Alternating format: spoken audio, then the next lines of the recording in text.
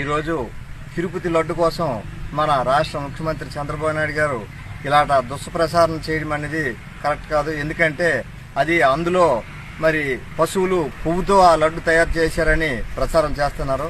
మరి అతను కంపెనీ అయినటువంటి హెరిటేజ్ నెయ్యిని వాడకపోయినంత మాత్రాన లడ్డులో మరి కొవ్వు కలిపినట్టు అనుకోని చంద్రబాబు నాయుడు అతను విజ్ఞతకే వదిలేస్తున్నాము.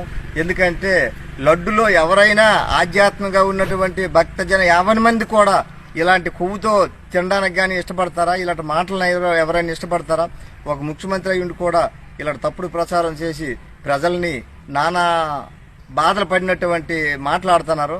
మరి అతను తెలుసుకొని ఆ తిరుపతి వెంకన్న దగ్గరికి వెళ్ళి నేను తప్పు చేశాను ఆయన, నేను నోరు జారిపన్ను, నిజంగా మంచి నెయ్యితోనే ఈ ప్రసాదం చేశారు, ఇది మహాప్రసాదం, ఇది అందరికీ అందింది కాబట్టి నేను తప్పుడు మాట్లాడాను, నన్ను క్షమించు, నేను ఎప్పుడు నా జీవితంలో మాట్లాడనని ఆ వెంకన్న కోరుకుంటే మేమందరం కూడా సంతోషిస్తామని ప్రజా తరపున కోరుకుంటున్నాను.